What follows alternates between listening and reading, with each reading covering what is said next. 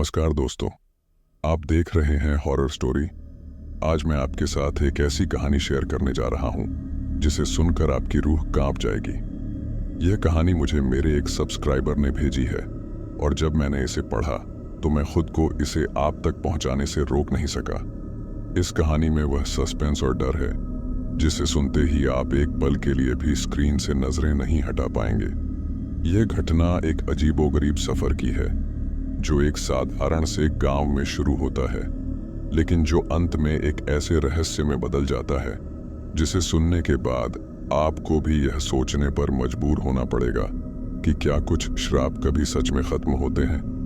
यह कहानी है एक श्रापित रानी की, उसके किले की और एक खौफनाक रात की जिसने गोपाल और उसके दोस्तों की जिंदगी को हमेशा के लिए बदल दिया।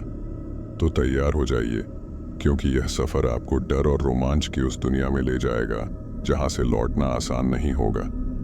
अगर आप चैनल पर नए हैं तो चैनल को सब्सक्राइब कर लीजिए और बेल आइकॉन भी दबा लीजिए, जिससे आपको हमारी हर वीडियो की नोटिफिकेशन मिलती रहेगी। तो चलो दोस्तों, कहानी को स्टार्ट करते हैं। मेरा नाम गोपाल है और इस घटना को याद करते ही मेरी रूह कांप उठती है। यह घटना कुछ साल पहले की है, पर इसका असर मेरे दिल और दिमाग पर आज भी वैसा ही है। उस खौफनाक रात ने मेरी जिंदगी हमेशा के लिए बदल दी। सोच भी नहीं सकता था कि एक साधारण सा सफर मेरे लिए इस कदर भयावह बन जाएगा। यह बात तब की है जब मैं अपने दोस्तों के साथ शहर से दूर एक छोटे से गांव की ओर जा रहा था। गांव का नाम था कालापुर, जो अपनी रहस्यमयी कहानियों और अजीब घटनाओं के लिए जाना जाता था। पर हम दोस्त थे, युवा थे और रोमांच की तलाश में थे। क्या पता था कि यह रोमांच हमारी जिंदगी का सबसे बड़ा डर बनने वाला है। उस दिन मौसम बहुत अजीब था। आसमान में घने बादल छाए हुए थे, हवाओं में एक अजीब सी सिहरन थी, रास्ता सुनसान था और हम देर रात वहां पहुंचे। गांव के बाहर एक छोटा सा ढाबा था जहां हमने चाय पीने का फैसला किया। ढाबे पर बैठे हुए एक बूढ़े आदमी ने हमें देखा और कहा, रात के इस वक्त कालापुर जाना ठीक नहीं है बेटा, यहाँ की रातें बहुत खतरनाक होती हैं। उसकी आवाज में एक अजीब सा डर था जो हमें महसूस हुआ, पर हम युवा थे, हमें इन बातों पर यकीन नहीं था। हमने उसकी बातों को हंसी में उड़ा दिया और आगे बढ़ गए। गांव के अंदर घुसते ही माहौल और भी खौफनाक हो गया। सन्नाटा, ऐसा सन्नाटा जिसे आप सुन सकते हो। रास्ते में लगे पेड़ों की शाखाएं हवाओं में झूम रही थीं, जैसे कोई हमें देख रहा हो। गांव के घर पुराने और टूटे फूटे थे, जैसे सालों से वहां कोई नहीं रहता हो। अजीब बात यह थी कि हम गांव में थे, पर एक भी इंसान नजर नहीं आ रहा था। क्या हम सच में अकेले थे? हमारा मकसद गांव के सबसे पुराने किले तक पहुंचना था, जो गांव से कुछ दूर पहाड़ी के ऊपर था। कहा जाता था कि वो किला सैकड़ों साल पहले एक क्रूर रानी का था जो काले जादू में माहिर थी, और उसी के कारण पूरे गांव पर एक श्राप लगा था। पर ये सब बातें हमें कहानियों जैसी लगती थीं और हम इसे मजाक समझकर आगे बढ़ते गए। जैसे ही हम किले के पास पहुंचे, अचानक आसमान में बिजली कड़की और बारिश शुरू हो गई। बारिश इतनी तेज थी कि हम किले के अंदर शरण लेने का फैसला किया। किले में कदम रखते ही एक अजीब सा एहसास हुआ। ठंड इतनी बढ़ गई थी कि जैसे किसी ने हमें जकड़ लिया हो। दीवारों पर अजीब सी छायाएं थीं, जैसे कोई हमें देख रहा हो। तभी अचानक से मेरे दोस्त सुरेश ने कहा, तुम लोगों को यहाँ कुछ अजीब नहीं लग रहा? उसकी आवाज में घबराहट थी और सच कहूं तो मेरे दिल में भी कुछ अजीब सा हो रहा था। पर मैंने खुद को संभाला और कहा, अरे ये सब तुम्हारे दिमाग का खेल है। किले की पुरानी दीवारें और ये सन्नाटा ही तुम्हें ऐसा महसूस करवा रहा है। पर मेरे इस जवाब के कुछ ही मिनटों बाद कुछ ऐसा हुआ जिसने हमारी आत्माओं को हिलाकर रख दिया। एक अजीब सी हंसी, हाँ वही हंसी जो दूर दूर से सुनाई दी। पहले तो हम सब ने सोचा कि यह हमारा भ्रम है, पर नहीं, वह हंसी धीरे धीरे पास आती जा रही थी और फिर अचानक किले के दरवाजे खुद ब खुद बंद हो गए। हम चारों दोस्त पूरी तरह से डर गए थे। ये क्या हो रहा है? मैंने घबराते हुए पूछा। किसी के पास कोई जवाब नहीं था। चारों ओर घना अंधेरा था और हवा में कुछ अजीब सा महसूस हो रहा था, जैसे कोई हमें देख रहा हो। तभी सुरेश के सामने एक परछाई उभरी। हाँ, मैंने उसे खुद देखा। वह एक लंबी काली परछाई थी, जैसे कोई औरत, और वह परछाई धीरे धीरे सुरेश की ओर बढ़ रही थी। सुरेश चीख उठा, वो आ रही है, वो आ रही है। उसकी चीखें मेरे कानों में आज भी गूंजती हैं। हम सब भागने की कोशिश कर रहे थे, पर कोई रास्ता नहीं था। दरवाजे बंद हो चुके थे। दीवारों पर अजीब अजीब सी आकृतियां बन रही थीं, जैसे वे हमसे कुछ कहना चाह रही हों। अचानक से दीवारों पर खून के निशान उभर आए। मुझे समझ नहीं आ रहा था कि ये सब सच में हो रहा है या हमारा भ्रम है। तभी मेरे दोस्त मोहन ने एक किताब उठाई जो वहां पड़ी हुई थी। उस पर लिखा था, इस किले में आने वाला हर व्यक्ति श्रापित हो जाता है। हम सबके चेहरों पर डर साफ झलक रहा था। यह किताब उस रानी की कहानी बयान कर रही थी जिसने अपनी जान देने से पहले इस किले और गांव पर श्राप दिया था। कहते हैं कि उस रानी को काले जादू का ऐसा ज्ञान था कि उसने अपनी आत्मा को हमेशा के लिए इस किले में कैद कर दिया था। जो भी इस किले में आता, वह उसकी आत्मा को अपना शिकार बना लेती। यह सुनते ही हमें महसूस हुआ कि वह हंसी, वह परछाई उसी रानी की है। हमें नहीं पता था कि अब क्या करें। हम पूरी तरह से फंस चुके थे। पर तभी एक चमत्कार हुआ। किले के अंदर से अचानक एक आवाज आई, जैसे कोई मंत्र पढ़ रहा हो। एक उजाला हुआ और सामने एक साधु प्रकट हुआ। उसकी आंखों में अजीब सी चमक थी। उसने हमें कहा, तुम्हें यहां से निकलने का एक ही रास्ता है, उस रानी की आत्मा को मुक्ति दो। हम नहीं समझ पा रहे थे कि यह कैसे होगा। तभी साधु ने हमें एक मंत्र सिखाया और कहा कि इसे पूरी श्रद्धा से पढ़ो। हमने डरते हुए मंत्र पढ़ा और धीरे धीरे वह अजीब हंसी थमने लगी। किले की दीवारें हिलने लगीं, जैसे कुछ बड़ा घटित होने वाला हो। तभी अचानक से दरवाजे खुल गए। हमने बिना देर किए वहां से भागना शुरू किया। जैसे ही हम बाहर निकले, हमने मुड़कर देखा।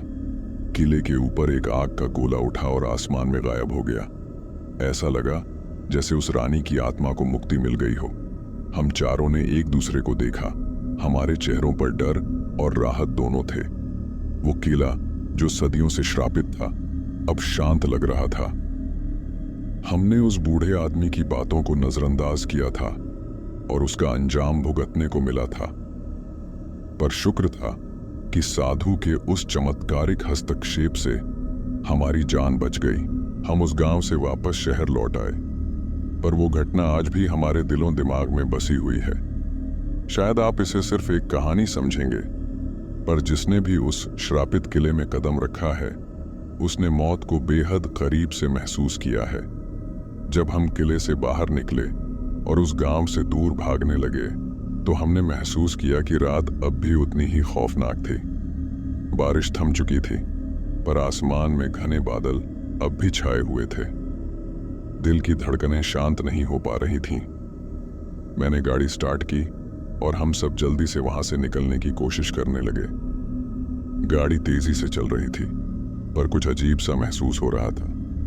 सड़कों पर अब भी वही अजीब सन्नाटा था, जैसे कोई हमें अब भी देख रहा हो। मोहन पीछे मुड़ा और उसकी आंखें डर से चौड़ी हो गईं। गोपाल, गाड़ी रोको, उसने चीखते हुए कहा। मैंने तुरंत ब्रेक मारे। क्या हुआ? मैंने घबराते हुए पूछा। पीछे, पीछे देखो, उसने कांपते हुए इशारा किया। मैंने जैसे ही पीछे देखा, मेरी सांसें अटक गईं। वहां ठीक हमारे पीछे वही परछाई थी, वो काले लिबास में लिपटी औरत जिसकी आंखें अंधेरे में चमक रही थीं। यह वही रानी की आत्मा थी जिसे हमने किले में देखा था। यह कैसे हो सकता है? सुरेश घबराकर चिल्लाया। हमने तो उसे मुक्ति दी थी। मुझे समझ नहीं आ रहा था कि यह सब कैसे हो रहा है। साधु ने कहा था कि हमें मुक्ति मिल गई है, फिर यह परछाई हमारे पीछे क्यों थी? हमने बिना वक्त गंवाए फिर से गाड़ी स्टार्ट की और तेजी से चलाना शुरू किया, परंतु कुछ ही दूरी पर गाड़ी एक झटके के साथ बंद हो गई, जैसे कोई अदृश्य शक्ति हमें रोक रही हो। तभी हवा में फिर से वही अजीब सी हंसी गूंजने लगी। इस बार वह और भी खौफनाक थी, जैसे वह हमारी आत्माओं को चीर रही हो।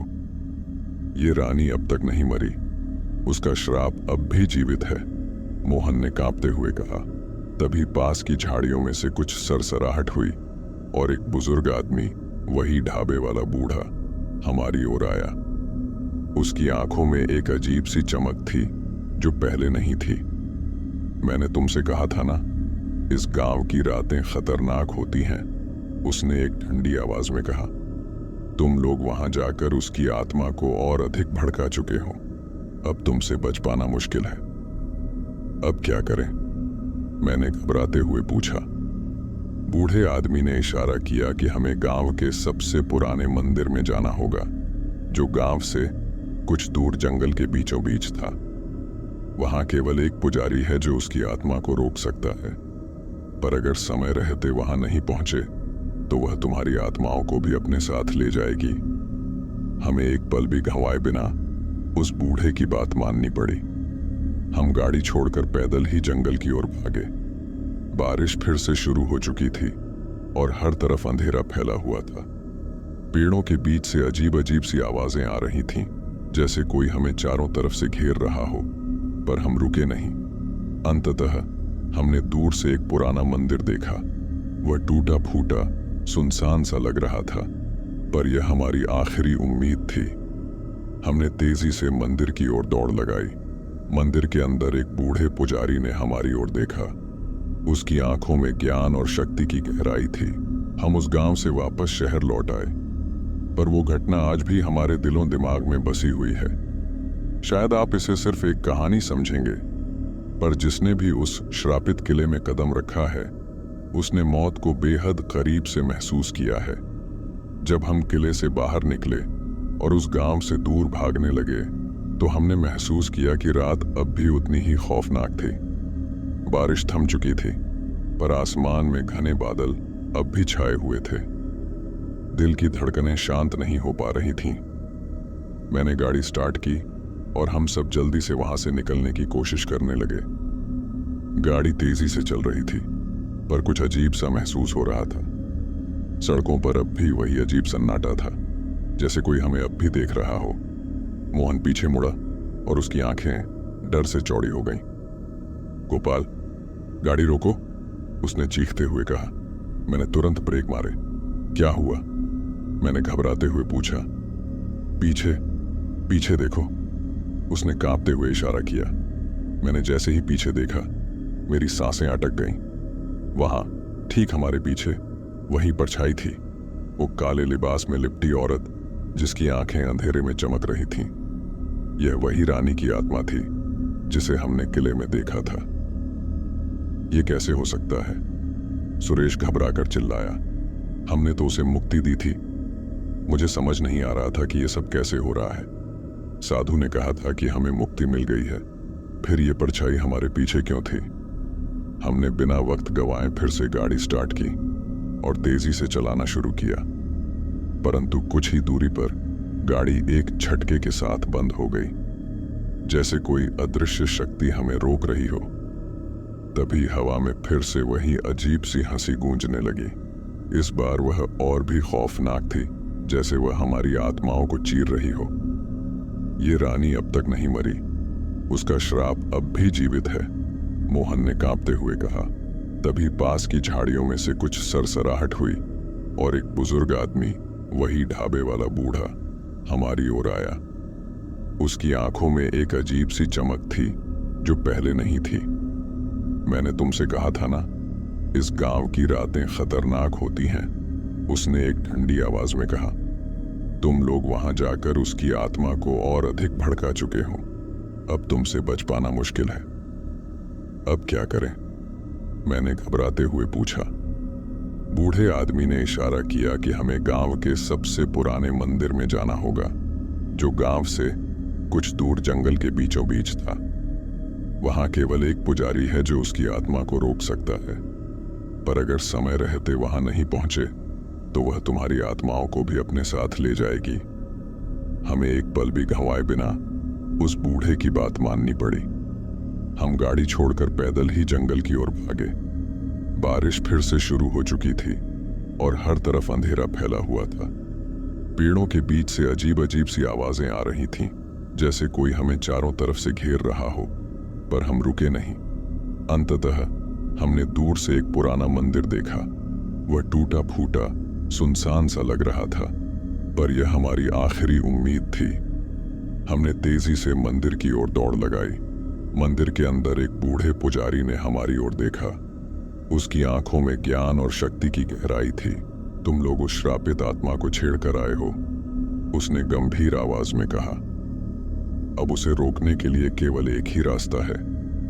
तुम्हें उस आत्मा का सामना करना होगा और अपनी आस्था और साहस से उसे रोकना होगा। हमारी हिम्मत लगभग टूट चुकी थी, पर और कोई चारा नहीं था। पुजारी ने हमें मंत्र दिए और हमें मंदिर के गर्भगृह में बैठने को कहा। हम मंत्रों का जाप करने लगे और तभी मंदिर के बाहर तेज हवाएं चलने लगीं। ऐसा लगा जैसे पूरी प्रकृति उस आत्मा के आने का संकेत दे रही हो। तभी अचानक मंदिर के अंदर वह परछाई फिर से प्रकट हुई। इस बार उसकी आंखों में क्रोध की ज्वाला थी। उसकी आवाज गूंज उठी, तुम लोग मुझे मुक्त करोगे? नहीं, मैं कभी मुक्त नहीं हो सकती। तुम सब मेरी आत्मा का हिस्सा बनोगे। पर इस बार हमने उसकी बातों से डरने की बजाय अपने मंत्रों का जाप और तेज कर दिया। पुजारी ने मंदिर के दीपक को प्रज्वलित किया और जैसे ही उस दीपक की रोशनी उस परछाई पर पड़ी, वह धीरे धीरे पीछे हटने लगी। उसकी चीखें मंदिर की दीवारों को हिला रही थीं, पर हम मंत्रों में लीन थे। अंत में उसकी चीखें धीमी पड़ गईं। धीरे धीरे वह परछाई गायब हो गई और मंदिर में शांति छा गई। ऐसा लगा जैसे उस आत्मा को आखिरकार मुक्ति मिल गई हो। पुजारी ने हमें देखा और कहा, तुम्हारे साहस और आस्था ने आज तुम्हें बचा लिया, पर याद रखना, श्राप कभी पूरी तरह खत्म नहीं होते। जो इसे समझता है वही इससे बच सकता है। उस रात हम गांव से लौट आए, पर उस घटना ने हमें हमेशा के लिए बदल दिया। हर बार जब मैं उस अंधेरी रात को याद करता हूं, मेरे रोंगटे खड़े हो जाते हैं। क्या वह आत्मा सच में मुक्त हो गई थी, या वह अब भी कहीं हमें देख रही है? मंदिर में उस भयानक आत्मा के गायब हो जाने के बाद हमें राहत की एक झलक तो मिली, लेकिन भीतर का डर अभी भी पूरी तरह से खत्म नहीं हुआ था। पुजारी की बातों में एक गहरी सच्चाई छुपी थी। श्राप कभी पूरी तरह खत्म नहीं होते। इस विचार ने मुझे और मेरे दोस्तों को असहज कर दिया था। हम गांव लौटकर सीधे गाड़ी तक पहुंचे और तेजी से उस अभिशप्त जगह से दूर निकलने लगे। रास्ते में एक अजीब सी खामोशी छाई रही। कोई कुछ बोलने की हिम्मत नहीं जुटा पा रहा था। हर एक की आंखों में उस रात की घटनाओं की छवि बार बार घूम रही थी। सुरेश, जो हमेशा हंसी मजाक करता रहता था, अब चुप बैठा था। मोहन और रवि की सांसें भी भारी हो रही थीं। मैंने खुद भी मन ही मन यही सोच रहा था कि क्या यह सब सच में खत्म हो गया था या फिर कोई और खेल होने वाला था। रास्ता लंबा लग रहा था और अंधेरा हर तरफ बढ़ता जा रहा था। तभी गाड़ी के रेडियो में अचानक से एक अजीब सी आवाज गूंजने लगी। पहले तो हमने सोचा कि यह सिग्नल की गड़बड़ी होगी, लेकिन धीरे धीरे वह आवाज साफ होने लगी। रेडियो से कोई औरत की आवाज आ रही थी जो रो रही थी। यह वही हंसी थी जिसे हमने पहले किले में सुना था। नहीं, ये फिर से कैसे हो सकता है? मोहन चीख पड़ा। मैंने तुरंत रेडियो बंद कर दिया, लेकिन वो आवाज अब भी गाड़ी के अंदर गूंज रही थी। हमारे दिलों में फिर से वही डर समाने लगा। क्या वह आत्मा अभी भी हमारे साथ थी? क्या हमें सच में मुक्त किया गया था या फिर ये सब एक छलावा था? तभी गाड़ी के शीशे पर कुछ अजीब सी लकीरें दिखने लगीं। ऐसा लग रहा था जैसे किसी ने खून से अपने हाथ रगड़े हों। मेरी धड़कनें तेज हो गईं। गोपाल, गाड़ी को तेज चलाओ, सुरेश चिल्लाया। मैंने पूरा जोर लगाया, लेकिन गाड़ी अचानक से फिर रुक गई। चारों ओर अंधेरा घना होता जा रहा था और हवा में एक अजीब सी ठंडक फैल गई थी। हमारी सांसें थमने लगीं। तभी मोहन ने सामने इशारा किया। देखो, वो फिर आ रही है। उसकी उंगली कांप रही थी। हम सब ने देखा, वह वही औरत थी, काले कपड़ों में लिपटी, उसकी लाल चमकती आंखें हमें घूर रही थीं। वह हवा में तैरती हुई हमारी गाड़ी के करीब आती जा रही थी। उसके पास आते ही गाड़ी की लाइट्स खुद ब खुद बंद हो गईं। उसके होठों पर एक क्रूर मुस्कान थी। तुम लोग समझते हो कि मुझे मुक्ति मिल गई? नहीं, तुमने मेरी आत्मा को और भी भड़का दिया है। अब तुम मुझसे नहीं बच सकते। उसकी आवाज गूंज उठी, जैसे वह सीधे हमारे दिमाग में बात कर रही हो।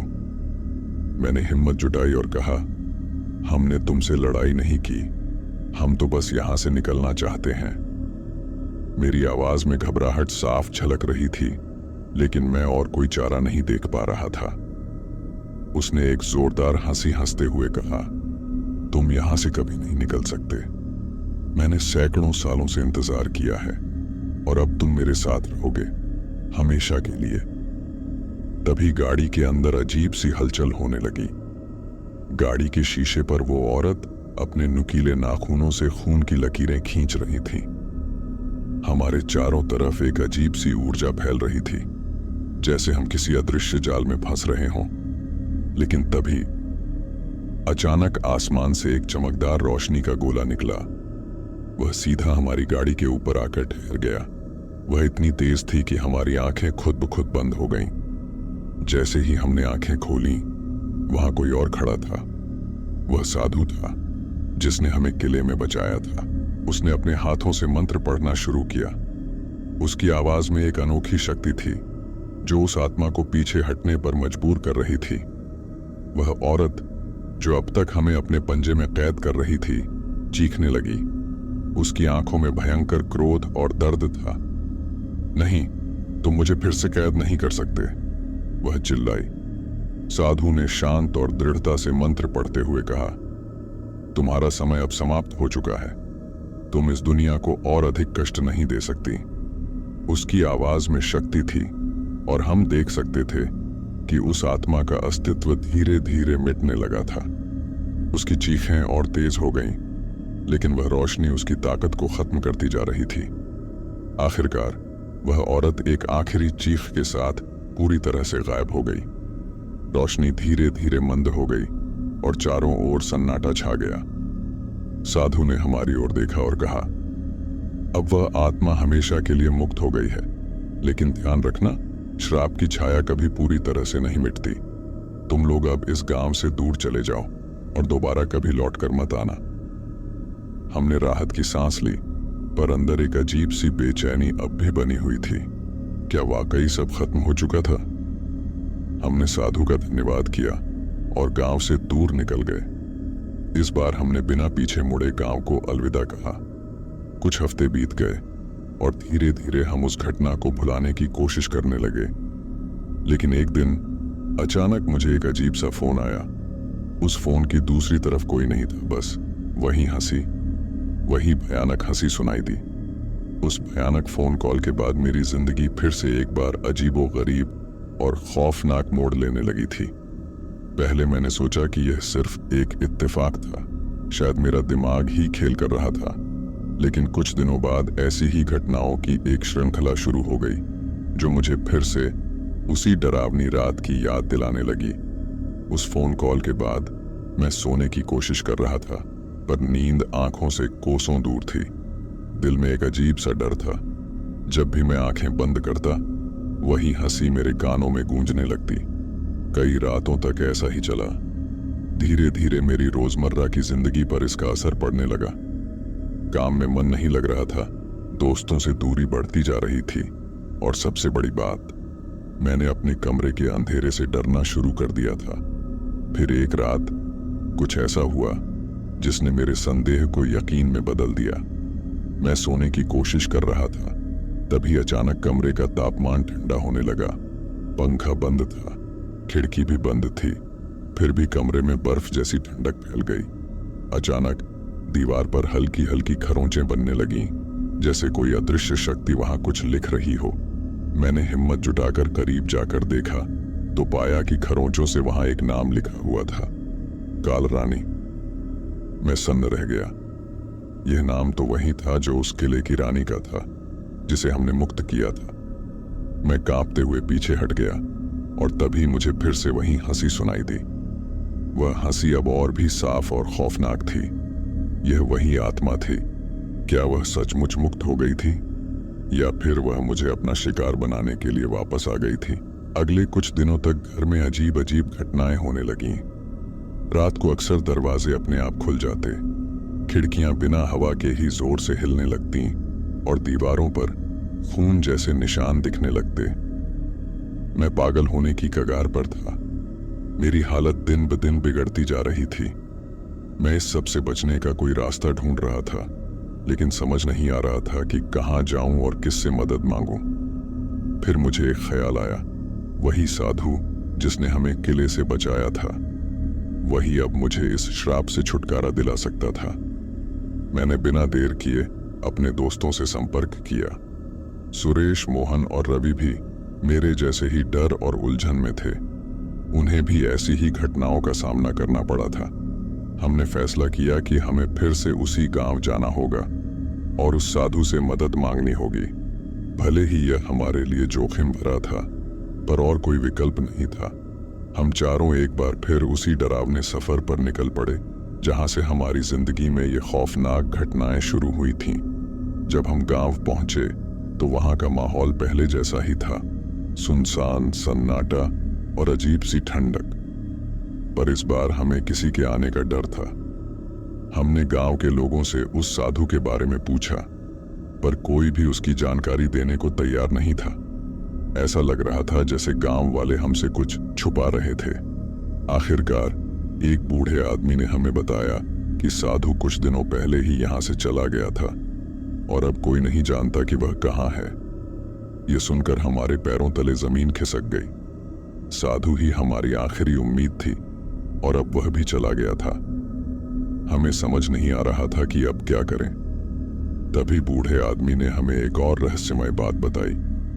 उसने कहा, तुम लोगों ने जिस आत्मा को छेड़ा था वह साधारण आत्मा नहीं थी, वह काली विद्या की झांता थी। साधु ने उसे रोकने की कोशिश तो की, पर अब वह पूरी तरह से जाग चुकी है। अगर तुम उससे हमेशा के लिए मुक्ति पाना चाहते हो तो तुम्हें उस किले में वापस जाना होगा और रानी के श्राप को उल्टा करना होगा। हमारे दिलों में डर समा गया था, पर और कोई चारा नहीं था।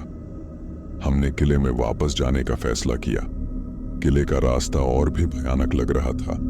हर पेड़ की शाखाएं जैसे हमें खींचने की कोशिश कर रही थीं और हर कदम के साथ हमारे दिल की धड़कनें बढ़ती जा रही थीं। आखिरकार हम किले के पास पहुंचे। ये वही जगह थी जहां हमने पहले उस आत्मा का सामना किया था, पर इस बार माहौल और भी डरावना था। किले के दरवाजे खुद ब खुद खुल गए, जैसे कोई हमें अंदर बुला रहा हो। अंदर की दीवारों पर पहले से भी ज्यादा खून के निशान थे और हवा में एक अजीब सी गंध थी। हम चारों अंदर पहुंचे और फिर से वही हंसी गूंज उठी। इस बार रानी की आत्मा ने खुद को प्रकट किया। उसकी आंखों में क्रोध और लालसा थी। तुम लोग फिर से आए हो, उसने जोर से कहा। तुमने मेरी शांति को भंग किया। अब तुम कभी चैन से नहीं रह पाओगे। हम सब ने डरते हुए उस बूढ़े आदमी के बताए हुए मंत्रों का जाप शुरू किया, लेकिन आत्मा पहले से ज्यादा शक्तिशाली लग रही थी। उसका क्रोध हमारे मंत्रों को रोक रहा था। तभी सुरेश अचानक जोर से चीख पड़ा और जमीन पर गिर गया। उसकी आंखों से खून बहने लगा था, जैसे उसकी आत्मा को खींचा जा रहा हो। नहीं, मैंने चिल्लाया, हमें कुछ करना होगा। तभी मुझे याद आया कि उस किले में एक गुप्त कमरा था जिसे पहले हमने नहीं देखा था। मैंने अपने दोस्तों से कहा कि हमें उस कमरे को खोजना होगा, शायद वहां ही इसका राज छिपा हो। हमने भागते हुए पूरे किले की तलाशी शुरू की। अंततः हमें किले के सबसे अंधेरे कोने में एक दरवाजा मिला जो सालों से बंद था। दरवाजा बहुत भारी था, पर हमने पूरी ताकत लगाकर उसे खोला। अंदर घुप अंधेरा था, पर एक अजीब सी ऊर्जा महसूस हो रही थी। कमरे के अंदर एक पुरानी किताब रखी थी जिस पर अजीब से प्रतीक और मंत्र लिखे थे। वह किताब ही रानी की आत्मा की शक्ति का स्रोत थी। मैंने तेजी से वह किताब उठाई और जैसे ही मैं उसे पढ़ने लगा, किले की दीवारें हिलने लगीं। रानी की आत्मा अब और भी ज्यादा उग्र हो गई थी।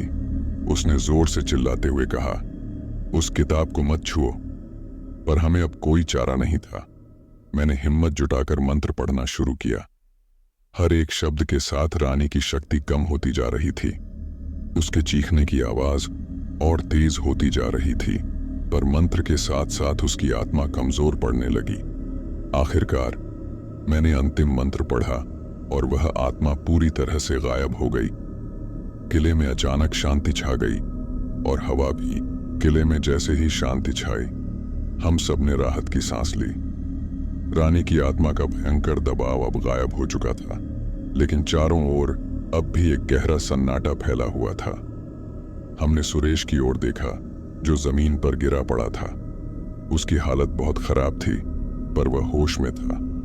उसने मुश्किल से अपनी आंखें खोलीं और धीरे धीरे उठने की कोशिश की। उसकी आंखों में अब वह डर नहीं था जो पहले था। तुम ठीक हो सुरेश? मैंने कांपती आवाज में पूछा। सुरेश ने हल्की सी मुस्कान के साथ कहा, हाँ, लगता है वो अब चली गई है। हम सब ने एक दूसरे की ओर देखा। एक अजीब सा सुकून था, जैसे हम किसी गहरे अंधेरे से बाहर निकल आए हों। लेकिन किले के अंदर अब भी ठंडक महसूस हो रही थी। मैं जानता था कि हमें यहां से जितना जल्दी हो सके निकल जाना चाहिए। हमने बिना कोई वक्त बर्बाद किए किले से बाहर का रास्ता पकड़ लिया। बाहर निकलते ही आसमान साफ था। घने बादल छंट चुके थे और चांदनी अब अपनी रोशनी बिखेर रही थी। ऐसा लग रहा था जैसे प्रकृति भी हमें इशारा कर रही हो कि अब सब कुछ ठीक है। गांव की ओर वापस जाते वक्त हमने महसूस किया कि गांव का माहौल अब पहले जैसा नहीं था। गांव के लोग पहले से ज्यादा शांत और राहत भरे दिख रहे थे, जैसे उन पर से कोई बोझ उतर गया हो। हमने साधु को ढूंढने की कोशिश की, लेकिन वह गांव से जा चुका था। शायद उसे भी पता चल गया था कि रानी की आत्मा अब पूरी तरह मुक्त हो चुकी है। गांव के बूढ़े आदमी ने हमें देखकर कहा, तुम लोगों ने जो किया वह बेहद साहसिक था। तुमने इस गांव को सालों से चली आ रही उस श्राप से मुक्त कर दिया। अब यह गांव फिर से चैन की सांस ले सकेगा। हमने उसकी बात सुनी और मन ही मन राहत महसूस की। हमें विश्वास नहीं हो रहा था कि यह खौफनाक सफर आखिरकार खत्म हो गया था, लेकिन इस सफर ने हमें एक गहरी सीख दी थी कि अंधकार और रहस्य की दुनिया में कदम रखने से पहले हमें उसके परिणामों का सामना करने की तैयारी करनी चाहिए। रानी का श्राप कितना भयावह था, लेकिन उससे मुक्ति पाने की हमारी यात्रा ने हमें हमेशा के लिए बदल दिया। गांव से विदा लेते हुए हम चारों वापस शहर लौट आए। समय बीतने के साथ हमने अपनी जिंदगी को फिर से सामान्य बनाने की कोशिश की। हालांकि वह रात और किले की भयानक घटनाएं कभी भुलाई नहीं जा सकी। अब भी कभी कभी जब मैं अकेले बैठता हूं तो मुझे लगता है कि कहीं से वह हंसी फिर से सुनाई देगी। पर हां, अब उस हंसी से डरने की जरूरत नहीं थी। रानी की आत्मा को मुक्ति मिल चुकी थी और उसका श्राप हमेशा के लिए खत्म हो चुका था। और इसी के साथ हमारी कहानी का अंत हुआ। एक खौफनाक शुरुआत के साथ, लेकिन एक चमत्कारी अंत के साथ। अब यह गांव फिर से अपने पुराने रूप में लौट आया था और हमने भी अपनी जिंदगी को उस भयानक रात के साए से आजाद कर लिया था।